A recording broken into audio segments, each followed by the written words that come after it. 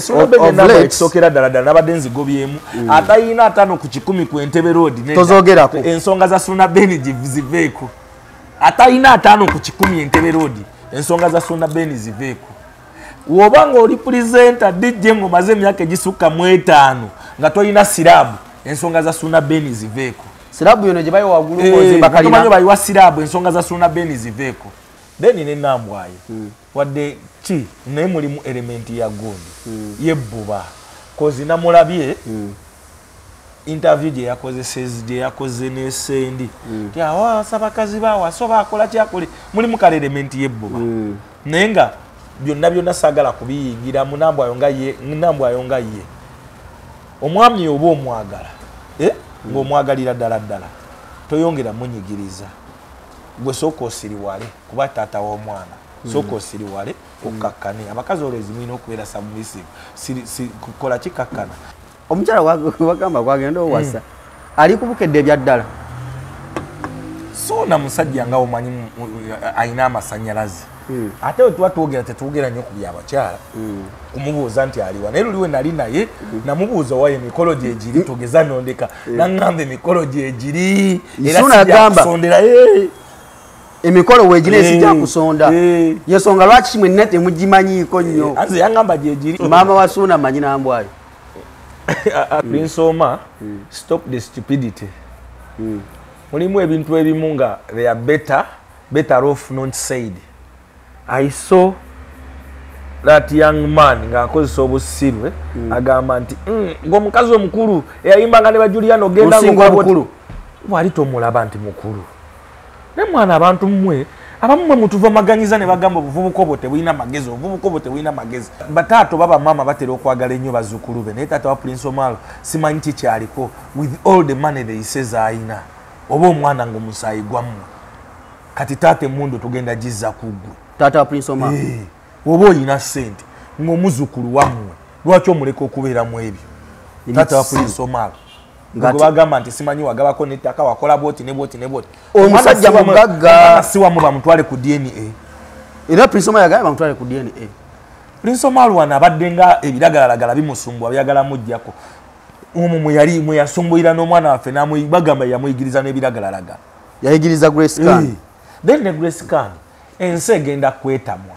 ozanyezanye ebizanyo by'ekisiru ebbanga ddene ensi egenda kwetamwa batandika okwetamirwa ddala okay ku Celebrity Track Extra UG ogamba otyo mulungi atulaba kansubire nti oli bulungi bitambula bitya gyowangalira ebyo bikwasaganya olunaku olwaleero tusinzidde mu kifo kya njawulo tuli ku Aloha Beauty wano abamanyi side z'ebuziga ng'ova lukuli gwabeera nnyo ku luguudo luno sayimu olagirira otya omuntu eno apa buziga nga ku Shell buziga abantu abasinga ababulijjo abantu abasobola okutegeera ku luguudo oludde wa Misaki Misaki nago kakola musebo onusinzidde wano bwe twogera ku bannamawulire omwana amuleeta Red Bull ajja Red Bull bandeetere Red Bull awo batwere Red Bull njakusumagira ebyokunywa bibeerewo wano mpozi ogambye bwogenda ku seeti endala wabayo ebyokunywa wabayo endala bati bamanyi okunkyaza nga koliko ebyokunywa kati abalala manyi okubaleetako eri gyendi breakfast mbagamba jangu nsange ne ku papazi era tunywa juice papazi tasaba lisiiti kisemakula sajjagwe bano tosaba lisiiti anyway naye kasita tukuwagira ate nawe owagira olwa tuli ku Aloha Beauty Center Wanamwala Tashabi is one of the most hardworking female presenters of our generation okuviira ddala wali kamere Swahili Lusania ne wano omanyi abantu abamu balowooza nti abakozi ba radio abakyala ba buviri na bukokoowe naye ono omwana abibeeramu era yeetaaga okuwa respect omanyi njagala nnyo okuyamba abantu abali mu mulimu ogwaffe nga balina ettaffaali gye beeyongeddeko kwabeera bafuuse ekimuli ekimulisa abantu amanyi nnyo okumanyira abakozi ba radio ne TV nti abo bayala abo babukokoowe abo bwe bati ne bwe bati nti abo bagenda ne bakolako ku bwerere ne bakola bwe bati ono omwana wuno abiyina kati wano woganira okumuyamba oboli okujja ng'oli faani we n'ogaana okumuwagira kitegeeza toli faani we erinnya zibu naye ngenda kuliyimba nze olaba nyimba bagundi balala naye ono Tashabi alese n'ebyo aleta byakunywa kati Tash tumugase kusula motors Tash nkugase kusula motors Aroha Beauty Parlor wano nga wakava ku Shell ewa in fact ku Shell kwenyini ekizimbe ekiddako akola makeup omulembe bakola enjala extensions foundation basikola abagole jangu byonna bagenda bakola scrub. It is a state of the art pala cause nakemo kiraba kino nakikoma kukiraba ku gundi ku wali wa gundi Manor Park Ebungereza London nasembu ekintu kino ogenda kipika nnyo sayimo sigala gobo kyaza balala banyemesi banyi gundi wendena aso kingiza Manor Park wali Ebungereza wamusajja waffe Richmond Promotions awo East London Upton Lane bana abantu Ebungereza era mutulinda amanyi tugenda kujja n'amanyi tujja tusimbula wiki eno nyini tusobole okubanga tukwasaganya ekintu kati abagenda okutwaniriza Ethiro atiriza obutayita Ethiro tuyinza okubirako eri kubagita City Airport tegera Bungereza bali bagamba abazunga buzunzi mu nsi ez'enjawulo ate banate bajjayo nabo bazunge Mwalimu muloza fenna twenkana. I have been in this game for 15 years. Ishegede. Abamu bayingidde bakuwuliriza. Landa elulina yino mwana yangamba ta. Namba amanyi wegali. Yamanyi wegali. Musajja wange ono wamuyitako ku radio lumu. Namuyitako ku radio naye talina maanyi. Yaloza kati nkubulireko ku lugendo lwange lwa radio. Nga nkyali student. Balina presenter gwe bampako n'ateekawo mukyala. Nga buli bampa ku weekend okeera okukola nga ayina omukyala gwayagala yabakolawo ng'agamba mukama wange ayaza atamidde naŋŋaana okukola nga saanywedde omanyi siriki yabeeranga awo kati sagala binyumizako kamera emboozi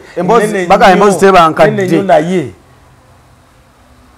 omulimu guno si ssente oba si ki ssente mweziri ng'oli mugezi naye oba nkugamba ezijjira mu birala kati gwe osooka nga zoyagala ng'oyagala okeere nti obeere nganzi guba tegugwa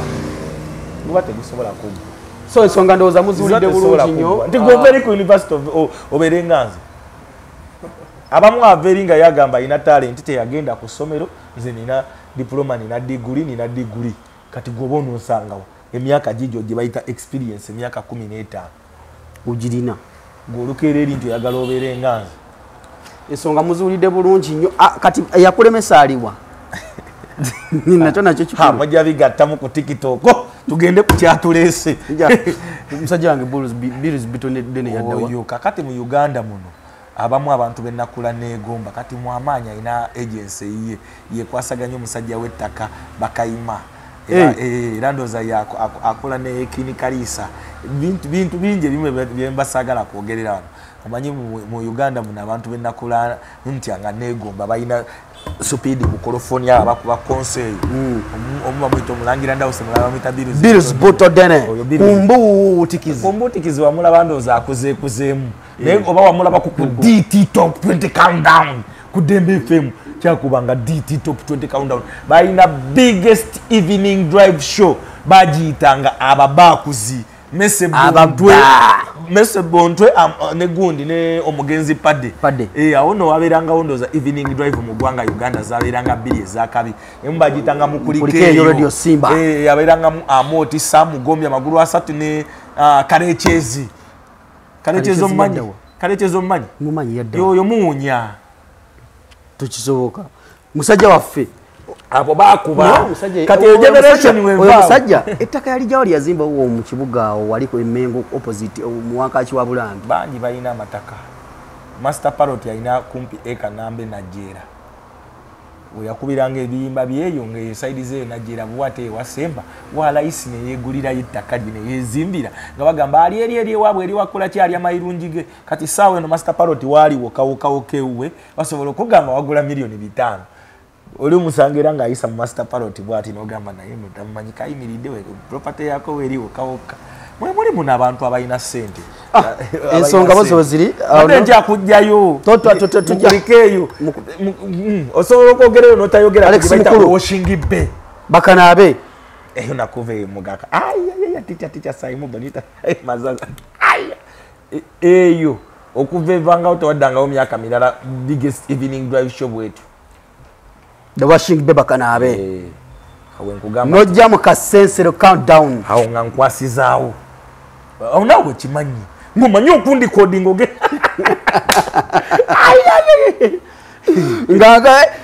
ngaze nteeka butezi wali Kampala yonna nga mukama Katonda tukoze bukozi munde leka nkole rediyo eyange eyange nagikola ne mugindekera engwire lunaku lumu ogenda kukikuba bayira it is good initiative nange nakola ewaffe ku kyalo eyo ebizindalo naye yabyabufuzi njagala bwa kansala ng'ojja nti ogundi emotoka yakasasireze banaye kasasiro bagita kansala Simon alebo Simon FM eri Kivuli ebizindalo byo bimanyiyo banaye nga tuvuddeyo lunaku olwaleero tubadde n'amawulire mangi mu entertainment industry ekisooka ddala njala tugyewo kano lwakuba bwe tuba tukwogerako olina engeri gy'okeewalawalamu wammwe eyo omuliro gukutte kitegeeza tuli b'amaanyi bwe tutunuulira kitegeeza kiri tuli b'amaanyi eyo kubukedde ewammwe kiri bulala kitegeeza tuli b'amaanyi asooka Suna Ben amaanyi oyo alina mangi oyo akuba alinga laddu Suna Ben nebijja kakana tulina Nambwa ayisiramu ne Suna Ben Bruno Betty olunaku olw'enkya alina ekivulu ekavumba jangu tulabe omugole Bruno Betty Festival yekyaba Obiz ne bagundi Obiz jangu tulabe omugole Bruno Betty Festival mugenda kulaga omugole gwe tombuuza gwayagala Bruno Betty lunaku lwankya kavumba zendi kumuzinda atusoke tujjawo kino ennyumba efuuse ennyumba eya Suna Ben ne Nambwayo kati gwe oba kati gobamuko eri kati wetudda gye tukolera kati ewaffe bw'ojja n'okima Tashabi nze mbamuko ewaffe ku BBS bw'okima Tashabi nze mbamuko okitegedde tusoke tuveewo awo Red Bull wange aliwa balinawo nze tofaayo amazzi tokikola naawe tofaayo akasente kotayinza omanyi mbeerabeeramu n'akange noonyanoonya ayo awalala Simon ina dola towaayo dola naawe noonyanoonya akawalala ku Red Bull njagala Red Bull nyinza okusumagira nze nve waka ku ssaawa 10 muwa omutwalo abeera wa 10 nawe bakuletere tonywa byotasobola Red Bull omanyi tonywa byotasobola waba kuwemu omutwalo gwo gukubeeremu omutwalo nze mba manyi gwe bakameramaani mwe ate tuve wano nywedde Red Bull wa mutwalo tuuke ng'okaaba Simon kati ensonga za Suna Ben ne Nambwayo Suna Ben ne Nambwayo ekisookera ddala nabadde nzigobyemu atayina 5 ku 10 ku Entebbe Road tozogerako ensonga za Suna Ben ziveeko atayina 5 ku 10 Entebbe Road ensonga za Suna Ben ziveeko wobanga oli presenter DJ ngomaze emyaka egisukka mu 5 nga toyina sirabu ensonga za Suna Ben ziveeko sirabu yono gye bayo wagulu kozimba kalina tumanyi bayiwa sirabu ensonga za Suna Ben ziveeko but ebyo byonna bitwaliza mawulire nabyo kisookera ddala ndoza I think yesterday nayogeddemu ne Suna Ben era togenda kuddamu kubiraba because Suna Ben namugamba wayogedde naye mbudde ki nayogeddemu naye emisana I think kiro nayogeddemu ko naye ne mugamba Suna fe abantu abamu ebyo byolimu twabitomerako ko naye wali bwe kirungi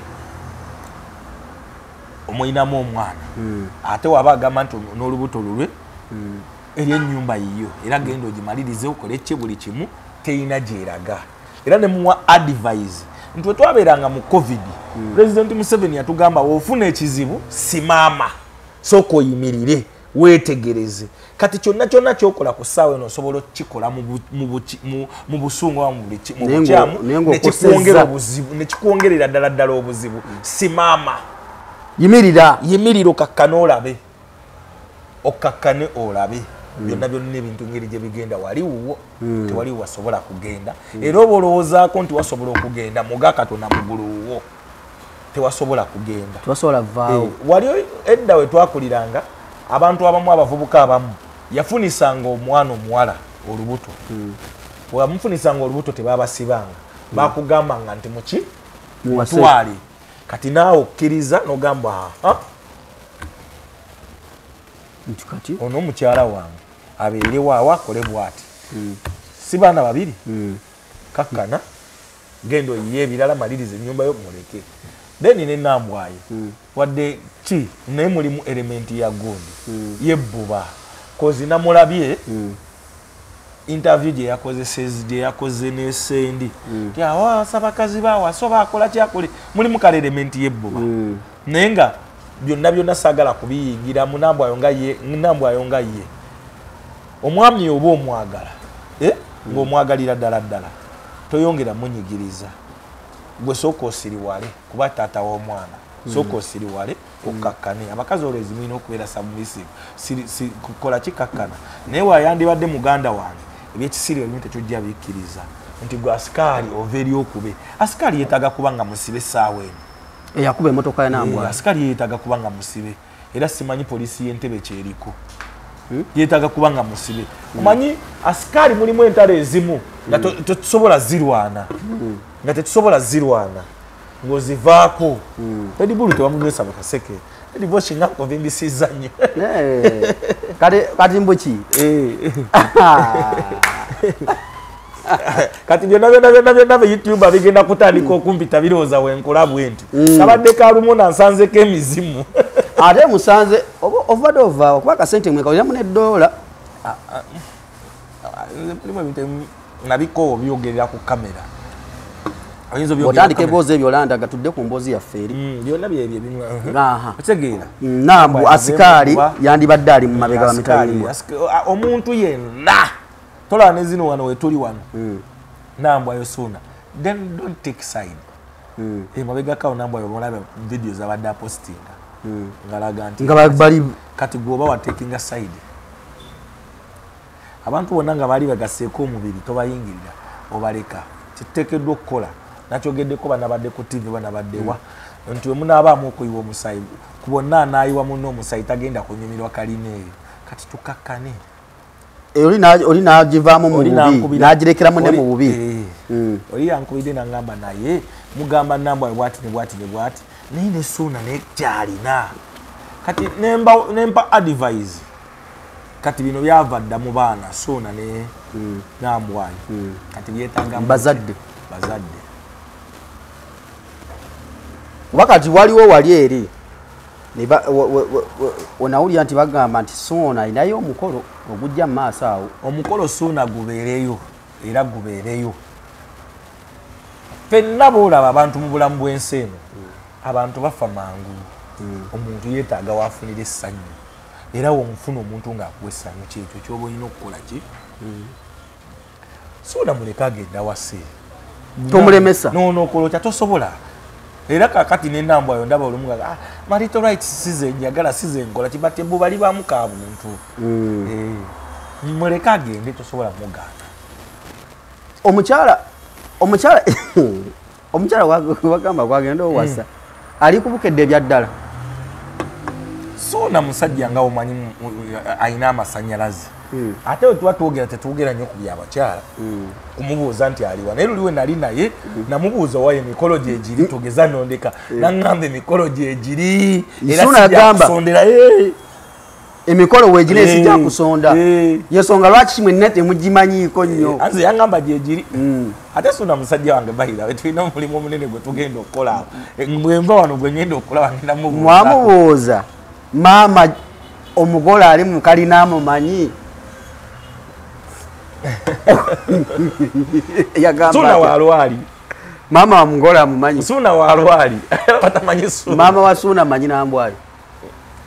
atonzisa anti problem gye mulina mwe mwagala kusajjula kaliko yogeddeko gambye bagenda okukoma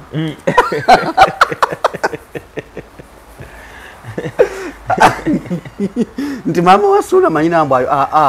Ssuuna yagamba yamutwalira Ssuuna but on a serious note ennaku gye tuyitamu n'abantu ne balowooza nti abantu abali ku maradio ku mativi abalinamu oba kumanya nti tebakkaaba oba tebalumwa omuntu waafuna essanyu muleka agende ani kuwumbi afunye essanyu Ssuuna yakugambye yafunye era yalina emikolo muleka agende toyingira mu kkubo lye. Mwanyina mmwe Nabitengero wali e Canada ng'ensonga zirimu nnyo era Ssuuna yatabuse nnyo n'agamba bwe kibanviira mu nsonga za famire yange. Omukyala yena alina kuleeza mukyala munne ate gundi Nabitengero alina ekimugatta ne Nambwayo. Bayira ndowooza alinga menta we. Fifi bamuzaala Luweero n'oli weeruweero. Ate era n'okuyingira ku Bukeddeawo Fifi yamuleeta. Yaleeta Nambwayo. Kati ensonga zirimu nnyo. Kati Nambwayo waluzinga Fifi yaba aluzinze ate Fifi omumanyi tasemba nakyo. Tayagala kusemba. Tasemba nakyo. Cause kabadde making a proud kakazi kakozi. Mwena namwe mukamanyi. Kakazi kakozi. Nambwayo yasoosula ebweru ng'anoonya story. Asobola n'okufata omusanga Vakiraya nti bo ng'afata muganda eba nayo omwana ono n'ayogera ebigambo bino ngali mbabo gagonda ate tujja kuwa omulango tujja kuyisaamu amasanga eyo bamusajja waffe oli owa Skyping awo yali yasalawo naŋŋamba Nambwayo oyo ku Skyping yasalawo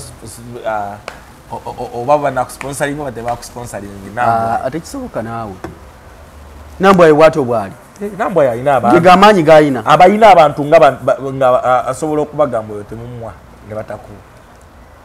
Kyaka ya influencinga ne Kamoga. Ensonga z'ekyapa. Simanyi. Kuba kati bw'abanga asobola okujja n'agamba. Simanyi ne Kamoga naye alina abantu bangi bayambye ab'amawulire. Bawadde amataka bangi. Okuviira ddala ewammwe eyo ku Kyabassa ku BBS ewaffe alina bangi bayambidde ddala nga abafulidde amataka mu media bangi ate kakati abamu abamawulire bafuuka abagezi wogwa ku Kamoga bamanyi aguza munaku okaaba Nambwayo nalese munaku munange wuuno bangi baguziza amataka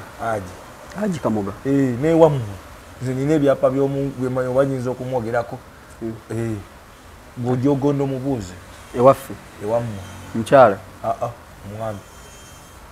Nga yamuguza. Sirimu 2 sasa. Nga ne wabadde ababa mu buzibu obunsi basikota bansumbuwa. Kasimu. Nze made in Sereko. Ku CBS. Oya ne ebyapa bya Haji Kamoga nga yayimuguza nga bina. So kigeza mu nsonga zino Haji Kamoga talina mubuzibu. Simanyi nkugambye beyaguza beyakola kibi. Simanyi. Wanga bwegedde ne Ssuuna. Ne Ssuuna waliwo live gyabaddeko ekiro nga mukambwe nnyo n'ayisaamu abantu eggaali. Sisobola butanenya Ssuuna. Era munenya abayina obuzibu abayina bayisizaamu eggaali. That property is milioni nga 3.5 kubina. Bw'osobola okutunula butunuzi bw'otyo nti egenda. Abantu beetematema bakola ki Ssuuna abayisizaamu eggaali muga Katonda mugulu talina nsobi gye yakoze. Yabadde munyiivu nnyo. He is fighting for his sweat. Amaze emyaka gyo 15 mu media. Talina buzibu. Oyiri bano gamba nti naye nkankula talina buzibu kuyomba, talina buzibu kukola ki. Omuntu yena ne yandibadde nzi oba ndi mutuufu oba ndi mukyavu era ekyo kyakola nange kyenkola nze ate nyinza n'okusukkawo. Ogera n'olumbo gwe yayogeddeko n'omugamba nti gwe saagala kuba nga inciting a violence but he is okay to do what he is doing. Okay. Even if it is you. Ane isaate kati atenze bwe kibanga kyange. Nzoli yalima bulimi luguudo kukata n'okukikumi kange katendete battalion okuva ewa General battalion namba just kuyitako buyisi ku kkubo bwati kati olwo kalina eyo amunenya ensonga bwezityo bwe ziri naye yonna gye biggweera emikolo. Advice is let them settle out of news. Bave mu kamera Nambwayo ng'omuyina muki wa kulimba bulimbi lwakuba naye ayinza obutalimbika saawe nayinza obutalimbika kyalina egozi n'ebyo byawulira nti waliyo emikolo waliyo ki ebuba ly'abakazi lyonna nga w'olimanya emikolo gye gimutadde ku pressure nti Ssuuna agenda kuwasa. Of course yes Nambwayo ayinza obutakugamba ekyo naye ng'erimu ebbuba ly'abuntu. Honorable Nabila n'agayisa empala baali bagenda omuwoowa ne bamubuuza amahale yagamba butamuzzaako paka taata we yeetoloola nadde eri namugamba waayo omusajja musiraamu bugamba bakyala bana ya maharege yasaba butamuzaako namugamba aliyo kirabye alaba kisoboka nti munzizaako tonzizaako so kati bo baliyo kyabuntu bulamu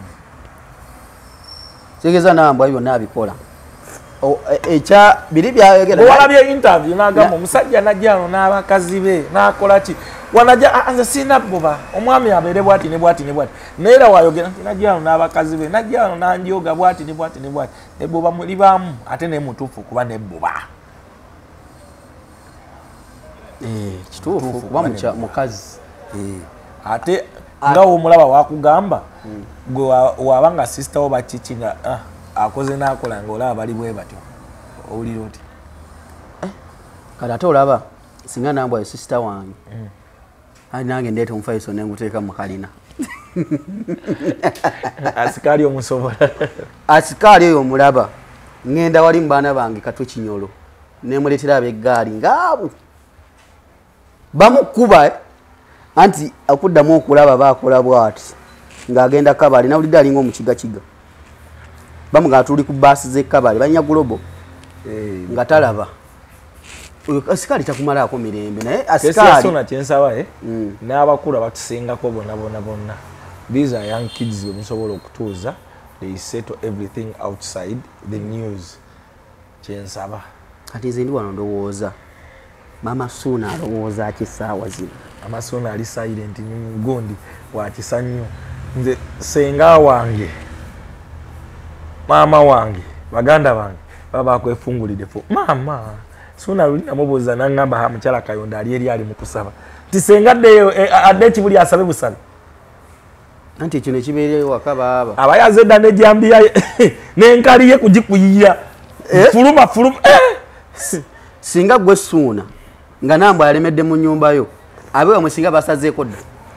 nzo nkwatako bukwasi n'ennyimba zo teziddamu kuvuga waffe wonna wonna n'abapangisa nti omuyimbi gundi yavumye Simon balina mpalaniraako oyo yedda kibuli yonna ekuteeka muga Katonda muggulu gwe buuza omuyimbi omu avuga Range Rover yagamba nti ajja kunnoonya akaba akyayita kutota ekibuli ne bamusalako nti wagambye onoonya Simon ffe tukusoose teyaddamu kunnyega abaana bange bamalidombo gaali yange bagiyita bamalidombo kale awo nga tuvuddewo Simon tulina ensonga za Grace Khan ne Prince Oma ebintu biringa ebitabuse ekisookera ddala Prince Oma stop the stupidity mulimu ebintu ebimu nga they are better off not said. I saw that young man ng'akozesa obusiru agamba nti ng'omukazi omukulu eyayimbanga ne bajuliano ogenda ng'omukulu wali tomulaba nti mukulu ne mwana abantu mmwe abamu mutuvamaganyiza ne bagamba obuvubuka obwo tebulina magezi Prince Omaro ne tata wa Prince Omaro tata wa Prince Omaro bagamba ina sente tata wa Prince Omaro zibulwemula wanze mumanyi ndaba ng'omusajja obuvunanyizibwa ennyo Haji Oluseke emabega ako awo nga yakaleetwa mutabani w'oyo yagabirako n'abantu isibo poloti Haji oli muzzukulu wo tomukkiriza kubeeramu ebyo bintu nakubonaabona nkwegayiridde bataato baba mama batera okwagala ennyo bazzukulu be naye taata wa Prince Omaro simanyi kikyaliko with all the money they says ayina oba omwana ng'omusaayi gwammwe kati taata emmundu tugenda gizza kuggwe taata wa Prince Omaro oba oyina ssente ng'omuzzukulu wammwe lwaki omuleka okubeeramu ebyo taata wa Prince Omaro gwe bagamba nti simanyi wagabako n'ettaka wakola bwoti ne bwoti omusajja mugagga siwamu bamutwale ku DNA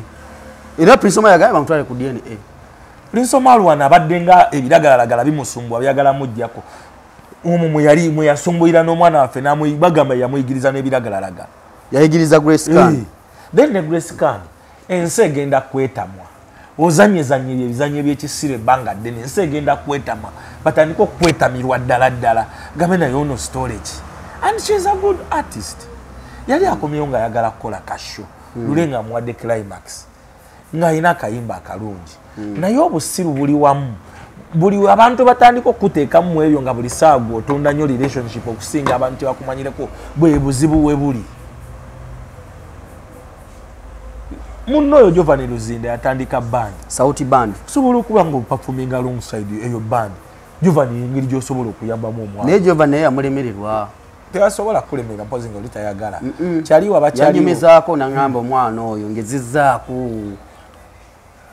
ngezizaako nerero njogeddeko ne Bettina ne mugamba muna mugenda muyamba mutya nangamba divorce oyo omwana tugezezaako twogedde naye Lweskani kukatubaawo yayonoonekerawo kati saawa eno zisaawa ziri mmeka saawa teziweze 10 ziweze 10 kati takisini eyinza okuba eri eno ng'ezibyiza ekikondeeti ali amayirungi Gracecan nabiwulya bulizi ate nebyo ebiragalalagala mwayiga ebyadda ku Salama Road yaliroko ku Salama Road waliwo ice yaliroko ice ku Salama Road yasala nadda ku Salama Road luli twaberanga ku kikuba kikola kikoko bakita kikoko kati ice oyo kasita mwatandika omukopereza ku Salama Road okusalama onyotya ice ngenjala egenda kuluma osiba ate kibebe kulu kyanganako keye makindi ne ku Salama Road eyo wanali ngenze mu studio yani kyenkubira okola kyeyo abakabi tebatambulira kubeera eyo kyagala nyemere ya paka lasti ne bagitumya butumya mpaka kiwatuli ndayira Katonda sisabola kojjayo era embanzi jjayo nagenda nkoma wa Enobits erewa Enobits ewanga Enobits ali ku luguudo luno okuvude ku papazi n'oyambuka katono awo kati esaawa zino nabadde mpulira Prince Omar n'agamba nti Prince Omar tumuwana gundi na buli priza yagambe ye kyasaba kiri kimu ayagala bagende ku DNA omwana amuggyeko omusaayi bamukebere bamanyi nti omwana kuba ye aliwe kakomawo kakkiriza ne baddamu ne mukwanga bekwata ne bu video what happened nemwa anyway tugende ku nsonga Gracecan mugambye ensi egenda mutama but of course Gracecan fena tumanyi ekimusumbwa it is drugs kati yetaga kukomerera twetwaga kukomerera Geoffrey Rutaya oyo mwana wuwo I know you can't fail to help that young girl out olaba nga olaba Kayemba kye yakola ne research ne bayamba Jamie Culture out of news it is what we need to do tumukole tumujjeke simu ebyo bya live byakola biti byonna byonna let's help out kigwe but nebaza ne kibadi black ekyo oyo twali tumunga musikirira busikirizi nga tukola bweti na taking initiative na agene wamakula na mutwala nakola bwatyo kati awo mwalitandikidwa na Lebo Geoffrey mawega kwa waliwo okuyisaamu eggaali wakati wa Gracecan ne Bad Black yali akoze ensobi Gracecan omuntu nga yali akuyambyeko ne mukyankalana mutya osooka nga nokakkana noddayo Bad Black wa mutima mulungi nnyo bwe gutyo muno mu industry muno mulimu abantu nga balina engeri gye bepositioninga mu ng'ensi balaba bulala naye nga basinga ne bemulowooza nti bali hole asiba nkikugamba waliwo oyo omukazi ye full figure womulaba n'engeri gye n'ebikolwa byakola oyo liri pazo era yamunyumizaako si liri pazo yekka kati full figure oyo tasobola kufuna wantu wali ssente newemuba tumuva kuyomba kati asobola okuwaayo nga wakuvuma anti obwo busirusiru bwammwe mugenda okulemeraayinza ogamba anti bano muwezi mukiki kyagaliza era ndowooza kyovula kikyeyongera okufuna era ng'ojja olabe nti abantu bamwagala gezaako katinga full figure bajja kuyingira abantu bayambye mu mawulire muno bangi basambidde paasi bangi kyovula tomusobola ng'omuyingidde bino byonna musobola okuba temukolagana nga temukolagana naye nga kyakulabye ng'ofunye obuzibu muga Katonda mugulu kijja basobola okukubira essimu oyo gwe bayita full figure mumanyi ayina gwe yampaako ayina omugagga gwe yampaako gwe yampaako bawa omugagga bawa omugagga yantwale waseka yasiina kukwamu awo nangamba n'omwana akola bulungi biki bikinkola naye nti kale anti obimanya ebyawo nakivubaawo weguggwa kyo kyagaliza then ne mu buzibu kati omulala bamuyita Donizera Donizera naye wa mutima mulungi bakuba bino byabeera ku Facebook Donizera nali naye Dubai awo yansange Dubai wano omwezi ndowooza oguyise twaliyo ne bakasuku baani abo bo bansangayo era n'okwocha akola ati ne wajinaga bwe nkulaba nnyo nkufollowinga wazedde nti mwoli muntu nti anti kati zino zijja zikubeeramu ebyo byokwocha biveeko osegedde waliwo abantu abali royo nga bayambala era gwe omwetegereza then bonna abantu benkugambye wetegereza balina emikwano gye bawangadde najjo ebbanga ddene kati ye Bad Black kati gwe ova eri omuyingire Bad Black oyinza omulaba ng'omusiru ku social media naye nga mulimu abantu nze Ibula yangamba kimu ibiri nga owaayo oli bulungi ate si Ibula yekka mulimu abantu bangi nga gamba musajja ono anoonyeza kuba ebiseera ebisinga si ssente omuntu akubeererawo ng'oli mu mbeera mbi oba ng'oli mu bwetaavu weta Bad Black Shanita Namuyimba so bana byonna tubikola naye era tujjukira omuntu akujja wabi era kyembadde ngamba Grace Khan oba yamuvumya ati oba yakoze atya talina moral authority kuba gwe Grace Khan olina abasajja abakulidde abayimbi abakabi olina gye wali ovudde abakabi bonna baali bakuleseewo mpaka Bad Black we yajja n'akugjawo kati nga takkubye takutuusizaako hamu ng'ayogedde bwogezi kigambo naye bangambye yamala n'amwetondera yamwetondedde kyeyalina okukola nabyeguudye ekyo kyeyalina okukola Grace Khan abantu bajja kwetamwa era nabamuli okumpi mu mugambe bayiresagana namulabye ali wagundi owa bisekso mbuye bisekso gende walala bisekso genda content eno kubirala owaye tumalirize n'ensonga ya Gloria Bugi Gloria Bugi abantu bamuyisizaamu nyegaani ndabye management mwogeddeko nnyo naye management era buli gwe woyongera okukola bwoti babeera bafunamu abadde nina abantu beŋŋamba nti endongo ebadde nga n'abantu bwe batyo nabo balina bintu birala bye bakola mu ndongo muno naye neŋŋamba Kenzo ne Cindy mwe mukulira endongo eyo abantu baali tebaagala wadde nakugamba baana baabwe kuyingira mu kuyimba nga tebasobola wadde nakusembeza kumpi namuyimbi abantu babuvunaanyizibwa naye kati endongo batandise ogiwa respect ate abo bakola ebyekisiru mwetekeddwa okuvayo mu bwangu bw'ekitalo ku distancing yourself from abantu bwe batyo abeeyita abayimbi bajja kulozesa abantu nti mu kuyimba bukolebwamu ebintu birala so kati federation yandibadde egamba oyo tetumumanyi ate gwe Gloria Bugi ogundi ogiraba nti nnyo anyway kozesa sis gundi eno gye wakoze okuyitawo naye bw'otayitawo abantu bagenda kukuuta mu ndongo muno ogwerere nga sabbuuni wanje embeera kuba si muyimbi mulungi naye okuyimba osobola olaba nga wolaba Daddy Andrew yamuyimbisa oyamuyimbisa batabani ba Farawo si muyimbi mulungi naye osobola okuyiga abadde nakyenjogera oba natadde mu linnya lya Shakira ku Gloria Bugi Shakira munampisamu neba naye kati wonna kumpi era simanyi naye kyemanyire bwewakireese ekiriwo kyaka nawe wakireese bwotyo ekyaki ogamba era Gloria Bugi ne Shakira badde yavaawo kati yakuyisizaamu ate eggaali Shakira ensi ebadde munanti nawe anyway ate Shakira gwoli exposed sikusuubira ku papa yagambye tamumanyi kyova ndowooza akyali stagnant takumanyi yagambye mu ndongo eno nti tamumanyi oba tomanyi kitegeeza kyova olaba oli stagnant Shiba mmanyi kale olaba Kapa kati amumanyi Kapa kati omusinga olaba Kapa mmanyi nti Simon Munene yagala takumanyi kyova ndowooza endongo egyali bwetyo but goli exposed from +1 soko owuliriza oli byagambye nekugezezaako nze nabadde nnomubuulira ne mugamba nti Shakira tokolera ku pressure ya Gloria Bugi because eyo level gisukkako Shakira gwe nkwagala nga kakati tutandise kulumba bannwaji ba Spice ba Shiba kati wokolera ku pressure yo n'omwana olw'okuba alaze obwerere bwegoloza nti eyo general yo naawe ate kakati teekawo ekirabo ky'emmotoka kola bwoti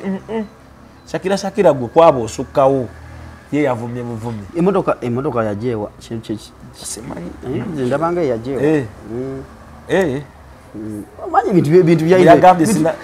Shakira mu abantu abamu mulabika temutumanyi nze ku bwavu bwange naye nga tomanyisa yimu ku ndongo y'ekibuga wano nedda ku bwavu bwange nti sobola kugulira muntu kira mukama katonda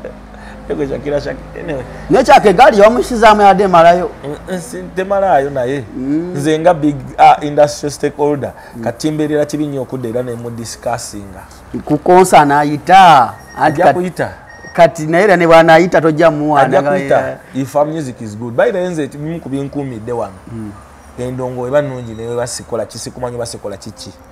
eyita naye nayo nyimba nga bbiri zomanyi za Shakira manyi yo kali oba mukaya yakam mwenye mwenye oba yakuba ne lutalo keko manyi yako kamwenye mwenye egedegedegede mwenye ayina ne kanguma nganda baida no lwa lutalo yali ayisewo nga yetaga kutandika kugoberera eyo line net twagesi I don't want us to discuss we are big and we are here to add on the industry ati muleke okay kutegeza ngena kuzomweza 28 tuli mu Ungereza Royal Agency Afrigo Band at 49 ngeri featuring mwana muwala Carol Nantong enyonza ye Kampala enyonza ya Uganda atenga na ine chivula mu December bwava namanye Bungereza ajja kubata ayingira mu bawe Carol Nantong simanyi itaka kubira Judas oyo mubuze ani bawashiba Shiba wala kafana ke bamutaginze kwao eno university badde ina matikira leero olwamwaliza nsa ate musajjawo professor okuntu ali wa professor banna na kugweto wagana te wantwala nawe kati ngenda ku graduation je ngenda byo twale birabo bino graduation kyagenda mu maaso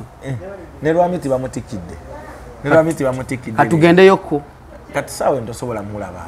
kati ali wali kwaite bali kuki kati vice chancellor wali tembajagala kajambo ko kandi ne saimazi kamara ne lwamiti bamutikidde gasomye eki lwamiti atumye gondi international relations agenda kujambo agenda kwesimbawo mbwe eri yafuna kodi yaki eriwa eji wabwe eto maize lwamiti apoli mwagala nnyo omusajja oyo baddange afubye industry agiremedde kaga this entertainment news Lugambo is the mastermind of it njikira lwamiti w'omubimba